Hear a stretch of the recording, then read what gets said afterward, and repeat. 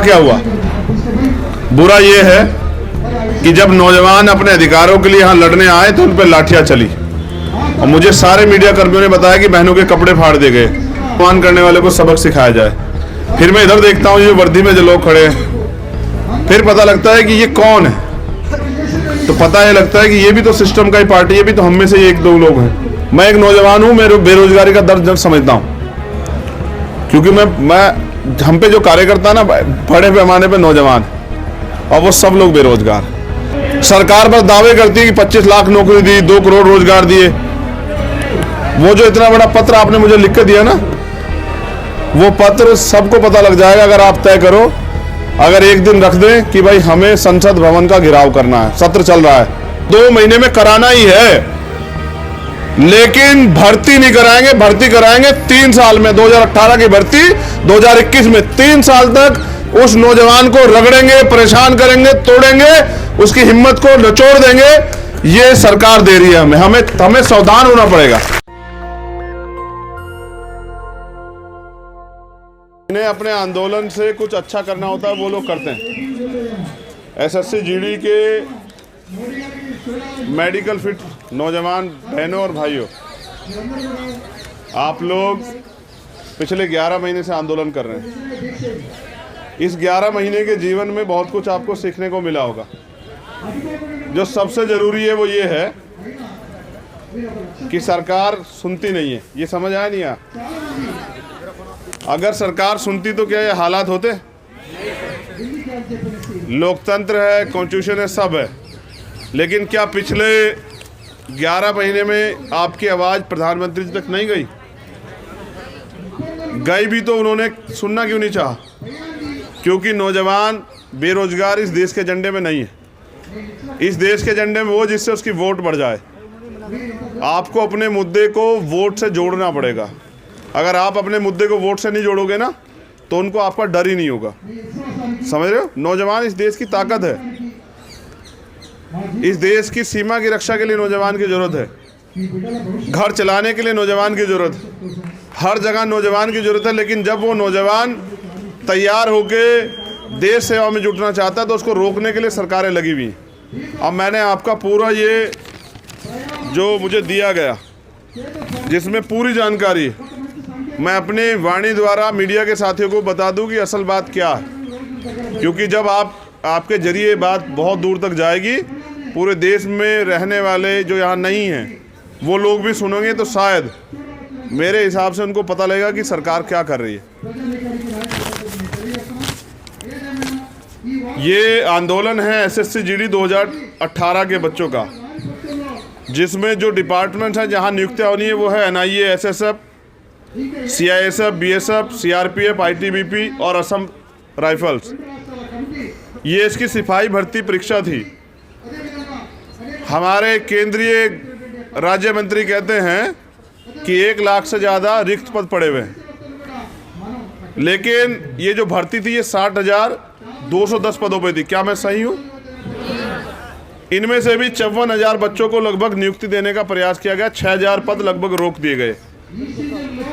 54,000 में से भी 20% बच्चे ऐसे हैं जो एज ओवरलैप कर गए, क्योंकि भर्ती प्रक्रिया चली है 3 साल।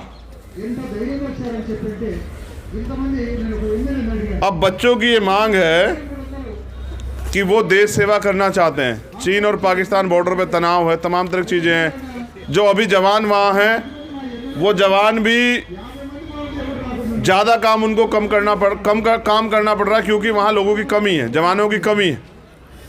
तो बच्चों का ये भी मानना है कि भाई उनके ऊपर एक्स्ट्रा बोझ है। अगर हमें नियुक्तियाँ मिल जाएगी तो उनका बोझ कम हो जाएगा, सीमा भी सुरक्षित हो जाएगी। और ऐसी ये भी एक सच है, एक्स्ट्रा ड्यूटी करने की वजह से बहुत सारे जवान सुसाइड करते हैं बॉर्डर पे। ये मेरा कड़वा अनुभव है, क्योंकि मैं पूरे देश से जुड़ा हुआ हूँ। तो कहीं ना कहीं से पता लगता है जवान ने सुसाइड किया, और जब आप उसकी गहराई में जाते हैं तो सुसाइड के पीछे कारण होते हैं। कोई खुद से सुसाइड थोड़ा ही करता है। अगर नौजवान अब यहाँ खड़े कह रहे थे क्या तो विजय वीर गति, क्या लिखा आपने, वर्दी या अर्थी? कोई नौजवान ऐसा कदम उठा भी सकता है क्योंकि वो टूट रहा है अंदर से। तो मैं आपका मुद्दा पहले पूरा बता दूं, उसके बाद अपनी बात रखूंगा। उम्मीदवार तीनों चरण पास कर चुके हैं, जिसमें रिटर्न है, फिजिकल है और मेडिकल है। ये मतलब जो अभ्यर्थी यहाँ बैठे हुए हैं वो फिट हैं। अगर उनको नियुक्ति पत्र दिया जाए तो वो ट्रेनिंग प्रोग्राम में जाने के लिए तैयार है। ये भी एक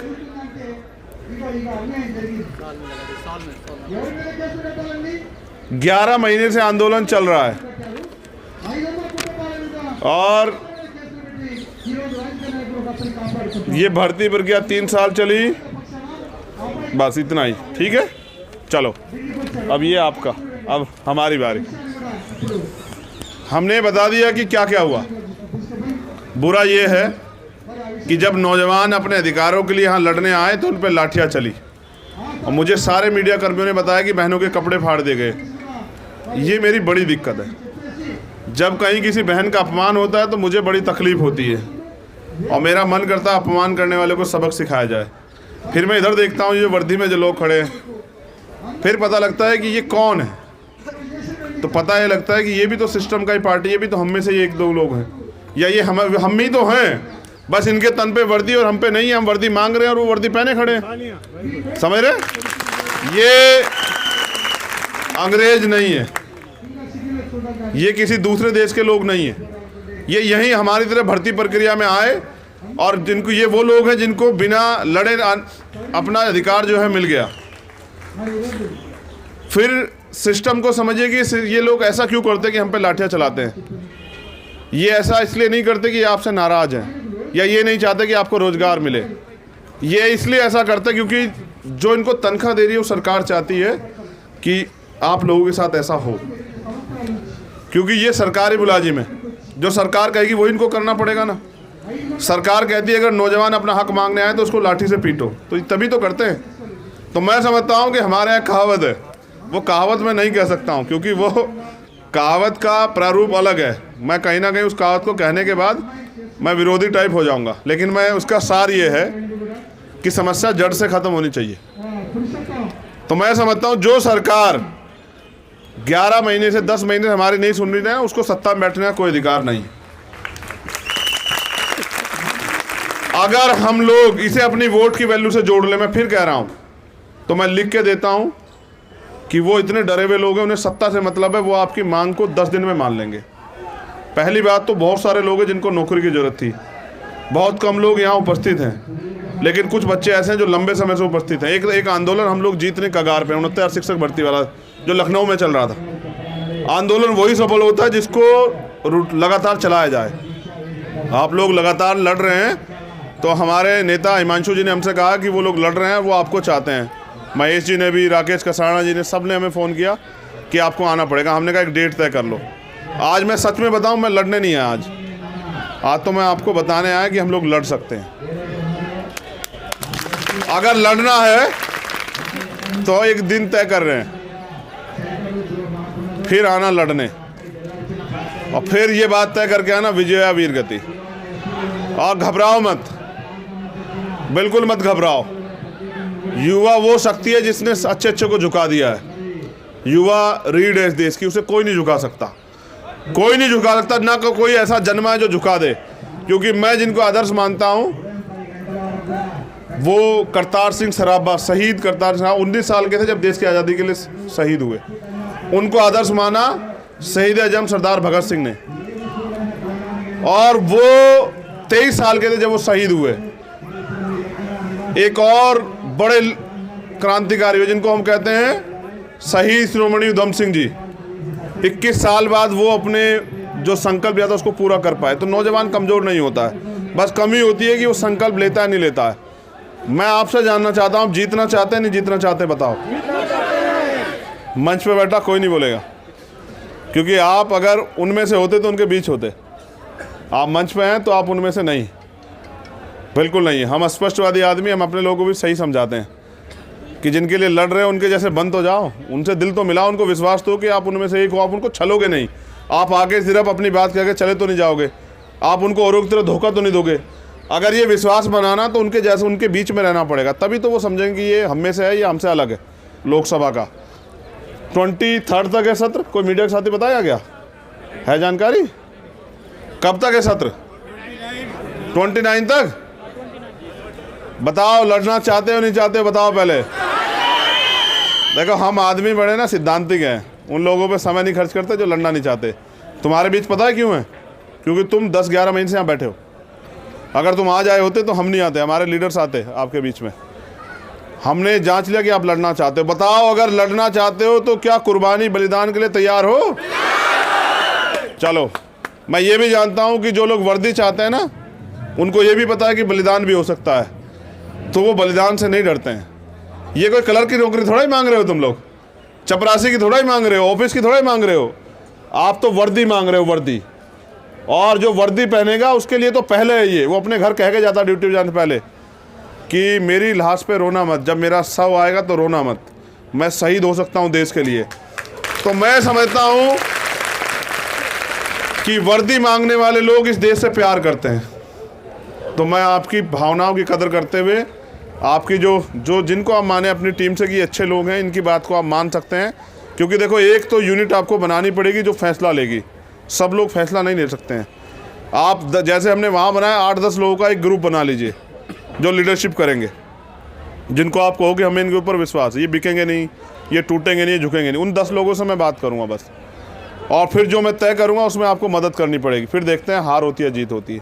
यहाँ तो असम की बच्चियाँ मुझे दिख रही हैं। कौन है असम से? हाँ, देखने लग रहा है मास्क भले ही हो, लेकिन पहचान तो आ ही जाता है। ये देश इस तरह से, इसकी भौगोलिक परिस्थितियाँ बहुत अलग है। हर 100-200 किलोमीटर में भाषा बदल जाती है, रंग बदल जाते हैं, खान पीन बदल जाता है, कपड़ों का पहनावा बदल जाता है। बड़ा अजीब है, ये बहुत बड़ा देश है। यहाँ तो ऐसे ऐसे प्रदेश है जहाँ इनके मुकाबले के देश हैं दुनिया में। लेकिन अब काम की बात सुनो, बुनियादी। अगर कोई MP MLA की सीट रिक्त हो जाए तो 6 महीने के अंदर उनको वहाँ उपचुनाव कराना ही कराना है। किसी डिपार्टमेंट का मंत्री ना रहे तो वो पद उनको भरना ही भरना है। इलेक्शन होंगे, अभी यूपी के साथ 5 स्टेट के चुनाव है, तो वो देश का लोकतंत्र, इस देश का न्याय, इस देश की व्यवस्था, इस देश का संविधान आज जकड़ा गया, गुलाम हो गया है नेताओं की चौखट के आगे। और मैं समझता हूं कि आपको अपने अधिकारों के लिए तैयार होना पड़ेगा। भाई, आप में कोई कमी तो नहीं है, मेडिकल फिट होना आप लोग। फिर नियुक्ति क्यों नहीं है पता है?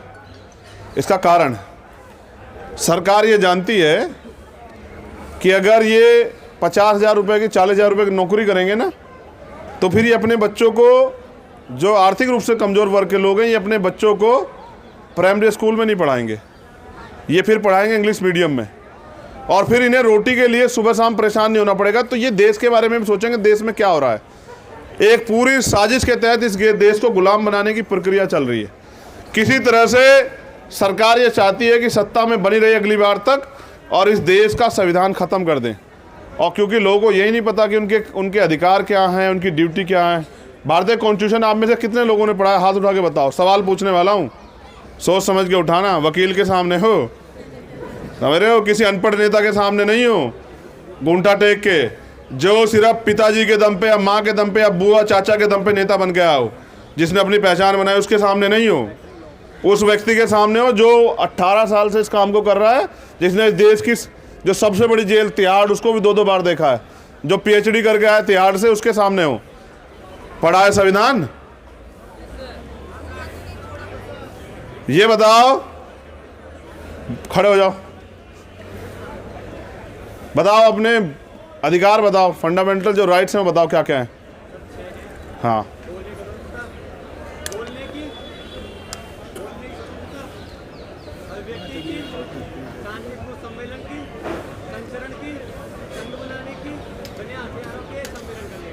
ठीक। ड्यूटी बताओ, खड़े रहो, तालियां। ड्यूटी बताओ। हाँ, फंडामेंटल ड्यूटी।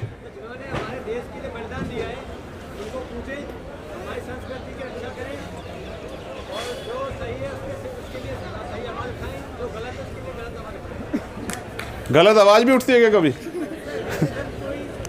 चलो, काफी कुछ जान लिए हो, लेकिन अगर मैं पूछूं कौन से आर्टिकल में, तो बता दोगे? बताओ, फंडामेंटल ड्यूटी कौन से आर्टिकल में है? हाँ, बहुत अच्छे, बैठ जाओ। क्या नाम है तुम्हारा? राहुल। देखो, एक व्यक्ति अपने इस देश में रहने के क्या कर्तव्य है वो जानता है, वो भी अभी कंप्लीटली नहीं जानता है। इस देश के संविधान की रक्षा करना आपकी प्रथम जिम्मेदारी, इस देश के सरकारी संपत्ति की रक्षा करना आपकी प्रथम जिम्मेदारी, इस देश के लोकतंत्र की रक्षा करना आपकी प्रथम जिम्मेदारी है। समझ रहे? एक व्यक्ति जानता है आप में से, जो आप तैयार हुए ना, सब लोग देखो, ना तो किसी क्लास में पढ़ाते, ना ही किसी कंपटीशन में पढ़ाते, ना ही किसी, चाहे वो नौकरी में हो या ना हो, ना ही किसी ट्रेनिंग में पढ़ाते, ना ही किसी नेता को पढ़ाते। जब आप अपने अधिकार नहीं जानते, कर्तव्य नहीं जानते, तो भाई उन अधिकारों का प्रयोग करोगे कैसे? इसलिए मैं आपके बीच में आज यहाँ हूँ ये बताने के लिए कि सर, जिससे देश चल रहा है ना, कहते हैं कि सारे नेता कॉन्स्टिट्यूशन चलते हैं, सुप्रीम कोर्ट कॉन्स्टिट्यूशन चलता है, हाई कोर्ट कॉन्स्टिट्यूशन चलता है, सरकारें कॉन्स्टिट्यूशन चलती है, क्या कहीं कॉन्स्टिट्यूशन पढ़ाया जाता है? और जब लोग जानते नहीं तो फिर कैसे चलेगा? अगर आपको ना पता हो एसएससी जीडी की भर्ती आपको टेस्ट भरना है तो भर दोगे टेस्ट? खुद से सोचो तो सही। तो नौजवान अभी भीड़ ही तो है, भेड़ ही तो है, इसके अलावा है क्या भाई? अभी आपको भर्ती करेंगे तो सीधा बॉर्डर पे थोड़ा भेज देंगे, ट्रेनिंग कराएंगे ना। मैं आपको सिर्फ ये बता रहा हूँ मेरी प्यारी बहनों, नौजवान भाइयों, कि अपने ये मुल्क हमारा है, इस देश के लिए कुर्बानियाँ दी गई हैं, हजारों लाखों लोगों ने शहादतें दी हैं, और आज भी इस देश की रक्षा के लिए, आंतरिक और बाहरी रक्षा के लिए लोग शहीद होते हैं। वो जवान शहीद होते हैं, उनके परिवार, उनके बच्चे यतीम होते हैं, पहले भी हुए और आज भी होते हैं। 20-20 जवान चाइना के बॉर्डर मार दिए जाते हैं। प्रधानमंत्री कहते हैं कि ना कोई घुसा है ना कोई घुसेगा। सिर्फ हम लोग इस देश में नौजवान मोहरे बन के रह गए हैं। अगर आप अपने हक अधिकार को नहीं पहचानोगे, नहीं पढ़ोगे, नहीं जानोगे तो लड़ोगे कैसे? अगर आपको ना पता हो कि प्रोटेस्ट करना आपका राइट है आर्टिकल 19 में, तो आप यहाँ आ जाते लड़ने। फिर आपको ये नहीं पता कि कोई किसी महिला को 5 बजे के बाद कोई पुलिस जो है ना, मेल जो पुलिसकर्मी अरेस्ट नहीं कर सकता। क्या आपको नहीं पता बहनों को? क्या आपको ये नहीं पता है कि कोई पुलिसकर्मी महिलाओं को नहीं छू सकता अरेस्टिंग के लिए? मैं सिर्फ आपको वो बता रहा हूँ कि जो आपको समझना चाहिए। आप सवाल नहीं करते, वो जवाब नहीं देते। जो महिला एक बच्चे को, पुरुष को जन्म देती है, जो पुरुष अपने आप को बहादुर मानता है, वो जन्म तो एक महिला से लेता है। तो ताकतवर कौन हुआ, पैदा करने वाली या जो पैदा हुआ है? तुम इस देश की वीरांगनाएं हो और तुम पे अधिकार हैं, पुरुषों से भी ज़्यादा अधिकार। अपने अधिकारों को पहचानो। जो साथी यहाँ मेरे 21 तारीख का समय जो है ना, क्या मनीष कहाँ है? 21 तारीख का समय दिया तो नहीं कहीं? कंफर्म है?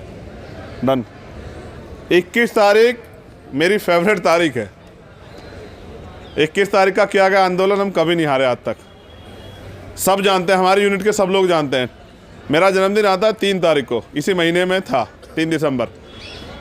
2 और 1 3, ये मेरा बहुत प्यारा आंकड़ा है। 21 तारीख को आंदोलन करना है, संसद भवन का घेराव। क्या आप लोग तैयार हैं? एक और बार सोच लो, लाठी भी लगेगी,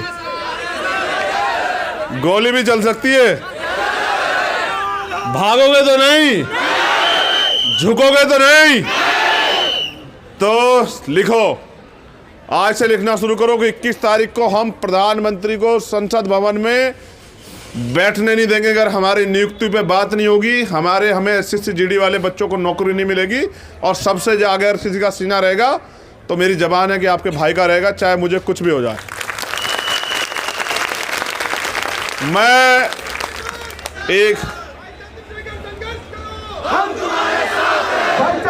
संघर्ष करो सिकंदर, रुको।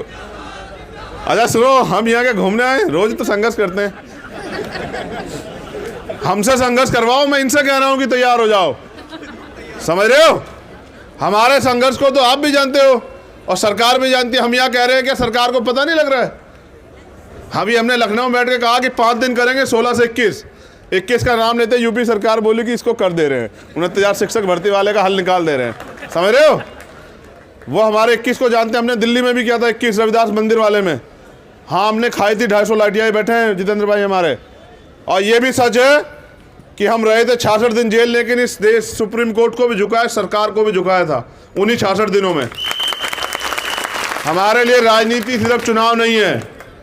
और अगर चुनाव का डर और चुनाव की सहूलियत का ख्याल होगा तो हम आंदोलन में कभी जाएंगे नहीं, क्योंकि सरकार हमें मुकदमा लगा जेल में डाल देंगे। हम नहीं डरते मुकदमे से, और हमने ऐसे तैयार किए ही नहीं है लोग जो डर जाए। क्या हम लोग डरते हैं मुकदमे से? तुमसे भी कह रहे हैं, मगर इस संख्या बल से काम नहीं चलेगा, इसको बढ़ाना पड़ेगा। 11 महीने के आंदोलन को धार देने के लिए एक दिन, क्या हम इसके 10 गुना लोग इकट्ठे हो सकते हैं? प्रयास करोगे? अधूरा लग रहा है अभी। आवाज ऐसी होनी चाहिए कि मुझे पता लगे। नहीं, आंदोलन जीतने के लिए एकजुटता जरूरी होती है। एकजुटता नहीं दिख रही है। जरूरी नहीं मेरे फैसले से आप सब लोग सहमत हो, लेकिन लड़ाई तो जीतनी है ना। क्या आप चाहते हो 11 महीने बाद हार के जाओ यहां से? जीतनी है ना। 21 तारीख दिन क्या बैठेगा? क्या बैठेगा दिन? बताओ बहनों। ट्यूसडे मंगलवार, बुधवार। चलो तो मंगल चढ़ा देते हैं फिर उस दिन सरकार पे, समझ रहे हो? ये हमारे ऊपर मंगल बुध चढ़ाते रहते हैं, इस दिन मंगल चढ़ा देते हैं इनके ऊपर। ठीक है, 21 तारीख बस। एक और खास बात बताता हूं, सुनो, सुनिए। यहाँ लड़ना बहुत कम लोग चाहते हैं, बस ऐसे ही नेता को खुश करते रहते हैं। नेता खुश हो जाता है, वो घर चला जाता है, ताली बज जाती है, और देश में कुछ परिवर्तन नहीं हो रहा। ये बराबर में एक मिनट, उन पे भी बात करेंगे। हमारी बात समझ आई? हक मांगने से नहीं मिलते हैं सर। हक क्या करते हैं? कैसे मिलते हैं? कैसे मिलते हैं हक? पहले तो ऐसे मत रहिए, ऐसे बनिए, ऐसे उठाइए दो अपना हाथ ऐसे। हम ना किसी से भीख मांगते, हम अपना अधिकार मांगते, हम ना किसी से भीख मांगते, हम अपना अधिकार मांगते, हम ना किसी से भीख मांगते, हम अपना अधिकार मांगते, हम ना किसी से भीख मांगते। हम अपना अधिकार मांगते। ये मुट्ठियों में, बाजू में ताकत होनी चाहिए, वीरांगनाओं की भी और वीरों की भी। बताओ कैसे उठाओगे बंदूक सीमा पे है? और आवाज में भी बताओ कैसे दुश्मन को सतर्क करोगे कि हो जाओ सतर्क, आ रहे हैं। बताओ कहाँ है तुम्हारी ताकत? नौजवान इतना बेबस है तो बुजुर्गों का क्या होगा? बताओ। आवाज दो। कुछ तो गर्मी आई। चलो ठीक है, ज्यादा बात नहीं करनी है। 21 तारीख तय हुई, ठीक है। मैं अपने लीडर से कहूँगा, महेश जी हैं, उमेश पहलवान जी हैं, हिमांशु जी हैं, जैन साहब हैं, कि आप तैयारी कर लें और दिल्ली के साथ जो आसपास लगी हुई यूनिट है उनको भी अपील कर दें। 21 तारीख को हम लोग आएंगे और संसद मार्च करेंगे और संसद का घेराव करेंगे, ठीक है? डन। कल मैं इसके अनाउंसमेंट भी कर दूंगा, क्योंकि कल मैं पीसी करूंगा प्रेस क्लब से, और मैं इसके अनाउंसमेंट भी करूंगा कि 21 तारीख को हमारा संसद घेराव। 2 मुद्दों पे मुझे पीसी करनी है, आपका मुद्दा भी ऐड कर देंगे, ठीक है? और कोई हमसे उम्मीद बताओ।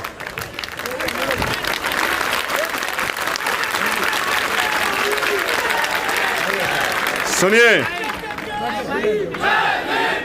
एक मिनट रुक जाओ। रुक जाओ, ऐसा मत बना देना जैसे और लोग हैं, आगे कुछ कहे पीछे कुछ कहे। सुनिए ना, एक चीज और बता देते हैं। ये जो जय भीम का नारा है ना, ये किसी जाति धर्म का नारा नहीं, क्रांति का नारा है, समझ रहे हैं? लोग इसको जानते हैं, जैसे संविधान को नहीं जानते ना, इसलिए इसको भी नहीं जानते हैं। अन्याय अत्याचार खिलाफ लड़ने का नाम है जय भीम। अपने हक के लिए मैदान में उतरने का नाम है जय भीम। आदमी पे आदमी का शोषण रोकने का नाम है जय भीम। और समता, समानता, बंधुत्व, भाईचारे का प्रतीक है जय भीम। महिलाओं के सम्मान, सुरक्षा का प्रतीक है जय भीम। और जय भीम वो नारा है जो हक की बात करता है। ये सबके लिए मैं फिर आपसे अपील करूंगा, देश गुलाम ना हो जाए। देश पहले पिछली बार की तरह, अरे सर ये इनको हटाना, अरे सर क्या तो इसको निकाल लो जेब से, हमारी जेब मत खींचो। ये तो सरकार पहले ही महंगाई का इतना मार किया, आप भी जेब खींचोगे तो बचेगा क्या? देखो मेरी बात सुनो, 1 मिनट के लिए सिर्फ आपसे एक बहुत जरूरी बात करनी है। आप तुम लोग हटोगे तो आसान हो जाएगा। जैन साहब, जी सर। हम नीचे चले जाएं? नहीं आप खड़े रहो। नहीं, अब इन्हें कैमरे वालों को सबको ठीक कर देंगे। आप घुमाते फिरेंगे कैमरा, क्या तो हो जाओ सीधे। देखो, एक तो गरीब आदमी की कोई वैल्यू नहीं, लोग उसको कीड़े मकोड़े समझते हैं। उनको लगता है ये है कौन, मर भी जाए या जिए क्या फ़र्क पड़ता है। मैंने कहा अभी अपनी बातों में, हमेशा कहता हूँ, गाय मर जाए तो बवाल हो जाता है, क्योंकि पशु को हम लोग जो है ना सम्मान देते हैं, लेकिन इंसानों को नहीं देते हैं। मैं एक और बहुत बुनियादी बात कह रहा हूँ, किस तरह से हमारे माँ बाप अपने बच्चों को पढ़ने के लिए भेजते हैं। मैं इस दर्द से वाकिफ़ हूँ। मैं ये भी जानता हूँ कि आपकी पढ़ाई के लिए आपके माँ बाप ने, कुछ के माँ बाप ने कर्जा लिया होगा, अपनी ज़मीन बेची होगी, अपने सुविधाएं छोड़ी होंगी। हमारे पिताजी तो प्राइमरी स्कूल में हेडमास्टर थे, लेकिन मेरे आज भी याद है, मैंने सर्दियों में कभी उनको गर्म कपड़े अपने बनाते नहीं देखे, क्योंकि उनको पता था कि उनको अपने बच्चों को पढ़ाना है। और पढ़ाई कितनी वैल्यू है पढ़ाई की, आज ये मैं समझता हूँ। अगर मेरे पिताजी ने मुझे पढ़ा के वकील ना बनाया होता तो क्या आज मैं यहाँ होता। बहुत वैल्यू है पढ़ाई की। पढ़ाई सिर्फ नौकरी के लिए नहीं होती है, पढ़ाई इंसान बनने के लिए और जीने के लिए भी होती है। सोचे ना, आपने पढ़ाई की है हाई स्कूल तक, तो आपको क्या पता कि ग्रेजुएशन में या इंटर में या पोस्ट ग्रेजुएशन में या और किसी डिग्री में क्या है। जब आप सीखोगे नहीं तो सिखाओगे क्या। फिर मैं और बुनियादी बात करता हूँ, जब एग्ज़ाम की डेट आती है या आप भर्ती के लिए तैयार हो जाते हैं, भर्ती की बात है, तो आपके मन में एक उम्मीद जगती है। ऐसी उम्मीद जैन साहब, अच्छा जैन साहब नीचे, आपको मुझे लगा Singh the voice of earth सैनिक, सैल्यूट और सलाम। आप, जय भीम आपको। Thank you very much. युवाओं की आवाज़, अभी 3 सितंबर को हम राष्ट्रपति जी से मिलके और इन युवाओं की आवाज़ दो, हम एक जारी रखें। यहाँ तो एक लंबा अनुभव दर्शन भी है, यानी कि नौजवानों के साथ एक सीनियर लोगों का भी आशीर्वाद है। हर दिशा। तो मैंने क्या बताया कि जैसे भर्ती आती है ना, अखबार में विज्ञापन आता है, तो बच्चों के मन में सपने जग जाते हैं, नौजवानों के। और हम तो और बात बताएं, देखो क्या करें, स्पष्टवादी है। जो किसी कोई लड़का हो तो वो जो किसी लड़की से प्रेम करे तो उसके मन में सपना जग जाता है कि अब नौकरी मिलेगी, तो कहेंगे कि भाई शादी के लिए बढ़ जाओ आगे, परिवार से बात करें कि अब तो कमाने लायक हो गए हैं। और कोई लड़की हो, उसको ये लगे कि अपने पैरों पे खड़े होने का मौका आ गया है। अब मैं सिर्फ ये नहीं कि माँ बाप कहेंगे शादी कर लो, तो अब मैं कहूँगी कि मुझे जो चुनना है मैं उसके साथ शादी करूँगी। मतलब एक अवसर है, अगर आप अपने पैरों पे खड़े हो तो आपको मौका है कि आप क्या तय करते हैं, और आप आगे बढ़ना, आगे पढ़ाई करना चाहते, नहीं करना चाहते, और कुछ बनना चाहते नहीं, ये भी एक अवसर की बात है। तो मैं समझता हूँ बहुत सारी चीज़ें नौजवानों के लिए, तो बहुत चीज़ें हैं, उनके मन में आस जगती है, सपना जगता है कि भाई अब आ गया समय, अब मैं अपने सपने को मेहनत से सफल करके दिखाऊंगा, और अब मैं अपनी किस्मत, ज़िंदगी का फैसला खुद करूंगा। मैं तय करूंगा कि मैं क्या बनना चाहता हूं। फिर वो मॉडल लाता है या टेस्ट पेपर लाता है या जो कुछ उसके पास होता है उसको इकट्ठा करता है। फिर वो अपने आप से कमिटमेंट करता है कि अब नहीं, बस अब पढ़ाई बंद, बात बंद, मोबाइल बहुत दूर, पढ़ाई बंद नहीं, वो तो गलत हो गया, बात ही बंद थी वो। अब क्या करें, बहनें बैठी है ना, तो कहने के तरीके बदलने पड़ रहे हैं। बातचीत बंद, घूमना बंद, पिक्चर देखना बंद, अब सिर्फ पढ़ाई। और फिर पेपर की डेट, तो जब पेपर की डेट आती तो वो जाता है एक दिन पहले, पेपर में लेट ना हो जाए, किसी रिश्तेदार के यहाँ, कहीं होटल में, कहीं सड़क पे, कहीं पेड़ के नीचे या किसी धर्मशाला में, आश्रम में जाके रहता है। और माँ बाप अपनी जेब से ऐसे पैसे निकाल के देते हैं कि भाई कुछ खा पी भी लेना। फिर वो भर्ती दे गया, अच्छा उसको पता लगता है जैसे यूपी टेट में हुआ कि साहब पेपर तो लीक हो गया, और क्या बीतती होगी उस पर। उसको पता है कि 1 महीना है उसके पास, 1 महीने बाद जो उसने सपना देखा है वो उजड़ जाएगा। वो सोच रहा कि 1 महीने में रिजल्ट आ जाएगा तो मैं जी लूँगा, लेकिन उसका सपना टूट जाता है।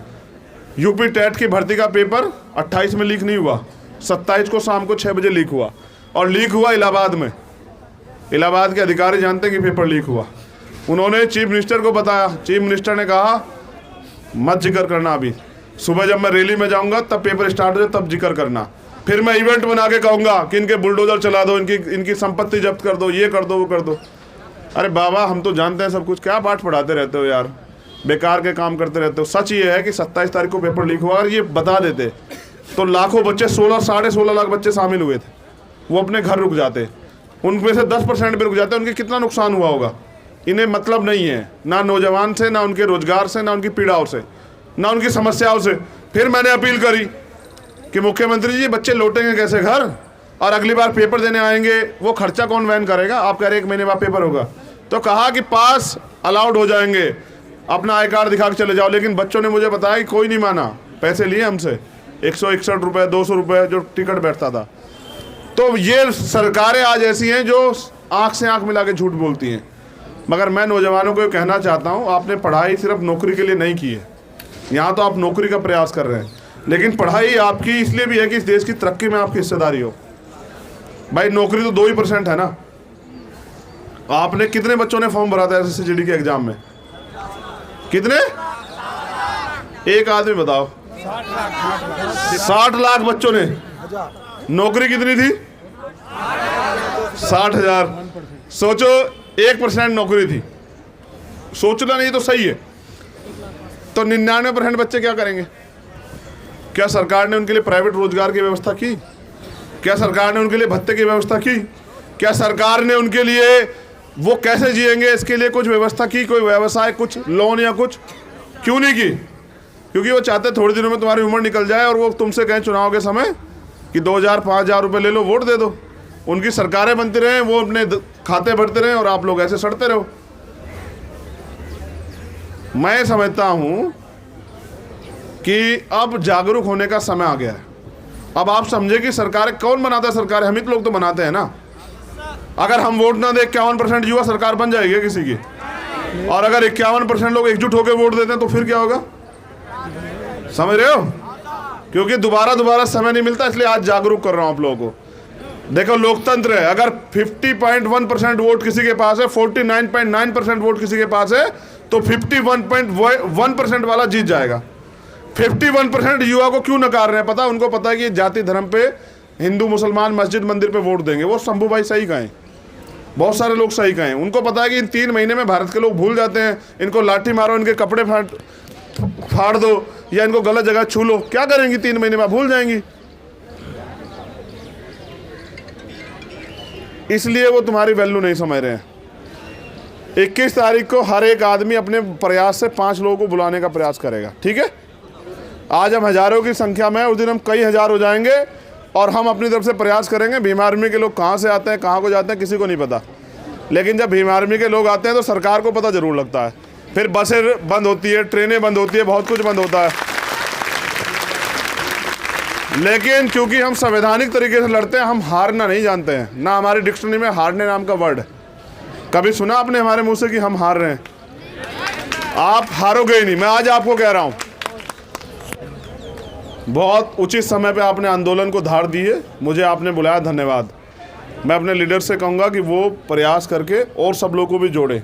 ये आंदोलन की सफलता का श्रेय इन लोगों को जाता है जो लोग लड़ रहे हैं। ये जीते इसलिए हमें इनकी मदद करनी है। और आप जहाँ भी रहते हैं देश के जिस भी कोने में, मुझे नहीं पता आप मुझे जानते नहीं जानते, मेरा काम देखते नहीं देखते, मैं आपसे एक वादा कर रहा हूँ कि मैं अकेला भी या हम कुछ लोग इस काम को आगे नहीं बढ़ा सकते हैं। आज नहीं तो कल आपको ये महसूस हो जाएगा कि अपने देश को बचाने के लिए आप सब लोगों को लड़ना पड़ेगा। आप अगर सिस्टम में भी जाओगे तो वहाँ भी बहुत तरह के तमाम तरह के भेदभाव हैं। आपको हर जगह लड़ना पड़ेगा। ऐसा नहीं कि नौकरी आज मिल गई तो परमानेंट हो गई। वहाँ भी आपको छुट्टी के लिए पता है क्या हाल होते हैं अर्धसैनिक बलों के? बहुत सारे लोग तो इसलिए सुसाइड कर लेते हैं कि माँ बीमार है, पिता बीमार है, बच्चा बीमार है, पत्नी बीमार है, बहन बीमार है, शादी है, छुट्टी नहीं मिलती। क्यों? क्योंकि वहाँ उनकी संख्या पूरी नहीं और एक्स्ट्रा ओवर ड्यूटी उनको करनी पड़ती है। और वो सोचते हैं कि किस तरह से न्याय उनके साथ। 71 साल में आज तक हम सुरक्षा व्यवस्था दुरुस्त नहीं कर पाए। अभी भी कोई आतंकवादी हमारे देश में घुसाता है। दिल्ली में पता लगता है इलेक्शन के टाइम कि कोई आतंकवादी पकड़ा गया। कौन था वो आतंकवादी? कहाँ से आया वो आतंकवादी? वो घुसा कैसे? बॉर्डर पे सीमा सुरक्षा तैनात है, कहाँ से आया वो आतंकवादी? ये चुनावी हथकंडे हैं सरकार के। आतंकवादी तो यहीं बैठे हैं। जो इन बहनों को लाठियां मारते हैं वो आतंकवादियों से कम है क्या? जो मातृशक्ति का अपमान करते हैं वो आतंकवादियों से कम है क्या? जो इस देश का पैसा लूट के भाग जाते हैं और उद्योगपति कहलाते हैं, जिनको प्राइम मिनिस्टर कहेंगे उद्योगपति ज्यादा रिस्क पे है, वो आतंकवादी से कम है क्या? जो इस देश को लूट रहे हैं वो आतंकवादी से कम है क्या? हमें बाहरी आतंकवादियों से कम, अंदर के आतंकवादियों से ज्यादा बचना है। बहुत बहुत धन्यवाद। आप लोगों ने मुझे सुना, इतना समय मेरा जो है ना वो मुझे दिया, मुझे यहाँ बुलाया, मैं तो आप ही का धन्यवाद करूँगा। और धन्यवाद इसलिए भी करूँगा ना, मैंने किसानों से भी यही बात कही थी कि सर हारना नहीं है, एक ही नारा है, मान लो तो हार और ठान लो तो जीत। तो ठान लो कि जीत के जाएंगे, चाहे हो जाए कुछ भी। एक दिन होता है आप पे लड़ने के लिए, जैसे फुटबॉल का गेम देखा ना आपने, या क्रिकेट का 2020, वही 20 ओवर होते हैं। जब आपको मौका मिले 10 गेंद खेलने का, 20 गेंद खेलने का, तो बेहतर से बेहतर करो। समझते हो? इतिहास किनको याद करता है? जो नहीं, जो लड़ने वाले उनको तो याद करा ही जाएगा। इतिहास उनको याद करता है जो साबित करते हैं खुद को, जो लड़के जीतते। इतिहास कायरों का नहीं होता है, वीरों का इतिहास होता है, वीरों का। और आप वीर हो, और वीर हैं, बहादुर है, और वीर बहादुर झुकते नहीं है। मैं आपके साथ हूँ, और मैं अकेला नहीं, हमारी पूरी यूनिट। क्योंकि मैं का प्रयोग इसलिए कर रहा हूँ क्योंकि संगठन के लोगों ने मुझे जिम्मेदारी दी है अभी कि मैं जाके अपनी बात रखूँ। हम सब लोग आपके साथ हैं, और जहाँ आपका पसीना पड़ेगा वहाँ खून भी देंगे, आप चिंता मत करना।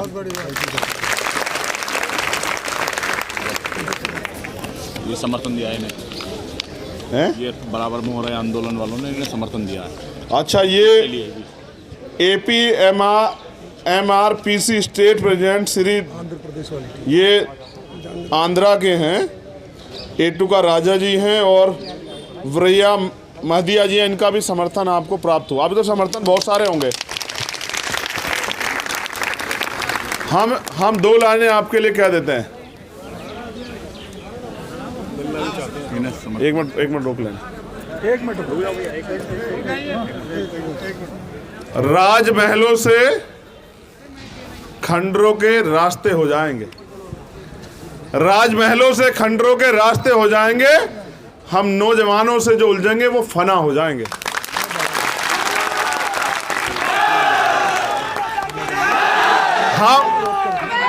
हम दरिया हैं, हमें मालूम है हुनर अपना। हम दरिया हैं, हमें मालूम है हुनर अपना। जिस ओर चल निकलेंगे रास्ते हो जाएंगे।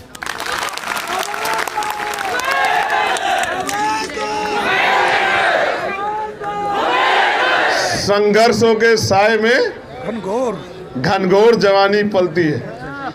संघर्षों के साए में घनघोर जवानी पलती है, और इतिहास उधर झुक जाता है जिस ओर जवानी चलती है। अब आप समझिए, बताओ, जवानी से टकराने चले, मैं कह रहा हूं जवानी से टकराने चले, बताइए, समझ रहे हैं? नहीं टकरा सकता कोई, ना तो जवानी को, युवा को, और ना ही वायु कोई रोक सका, ना रोक पाएगा। तो मैं इस बात को कह के अपनी बात को खत्म कर दूंगा कि कोई साथ ना दे तेरा, कोई साथ ना दे तेरा, चलना तुझे आता है। तुम्हारे लिए, क्योंकि 10 महीने से आंदोलन कर रहे हो ना, कोई साथ ना दे तेरा, चलना तुझे आता है। हर आग से वाकिफ है, चलना तुझे आता है। नेशनल दस्तक की आपसे गुजारिश है कि अगर इसको बचाना चाहते हैं तो नेशनल दस्तक को सब्सक्राइब करने के लिए रेड कलर के सब्सक्राइब बटन को दबाएं, फिर बेल आइकन की घंटी दबाएं। नेशनल दस्तक को बचाने के लिए बहुत जरूरी है कि हर खबर को शेयर करें, लाइक करें, कमेंट जरूर करें।